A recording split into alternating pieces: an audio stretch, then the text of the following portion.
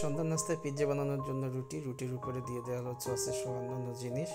তারপরে সেগুলোকে ভালোভাবে চারদিকে ছড়িয়ে দেওয়া হলো। ছড়িয়ে দেওয়ার জন্য একটা চামচ ব্যবহার করা হচ্ছে, চামচ দিয়ে ছড়িয়ে দেওয়া হচ্ছে চারদিকে যেন সুন্দরভাবে ছড়িয়ে ছিটিয়ে যায় মশলাটা। তার উপরে দেওয়া হলো চিজটাকেও একদম চারদিকে এমনভাবে দিতে হবে যেন সুন্দরভাবে চারদিকে ছড়িয়ে যায়। এর উপরে দেওয়া হলো সসেসগুলো আগে থেকেই কেটে ভেজে রাখা হয়েছিল, সেগুলোকে সুন্দরভাবে পরিপাটি করে চারদিকে ছড়িয়ে দেওয়া হলো। এরপরে দেওয়া হলো ক্যাপসিকাম চারদিকেও একইভাবে সব কিছুই সুন্দরভাবে একদম ছড়িয়ে দিতে হবে। এরপরে মিক্স হার্বসটা দেওয়ার জন্য জিনিসটা ছড়িয়ে দিতে হবে। এরপরে একটু হালকা গুঁড়োমরিচ দিয়ে দিলাম। এরপরে ওভেনের ভিতরে দিয়ে টেম্পারেচারটা ঠিকমতো অ্যাডজাস্ট করে দিয়ে কিছুক্ষণ ওয়েট করার পরেই দেখা যাবে যে একটু পরেই সন্ধ্যা নাস্তায় সে সুস্বাদু পিৎজা পিৎজা চলে এসেছে, হয়ে গেছে কয়েক মিনিট পরেই।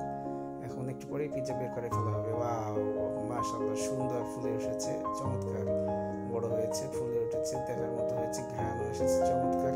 এবারে গরম গরম পরিবেশন করা হবে পিৎজা রাখার জন্য একটি পিৎজার আলাদা প্লেট আছে, প্লেটে পরিবেশন করা হবে। কেটে কেটে মজাদার নাস্তা বানিয়ে ফেলবো বাসায়। থ্যাংক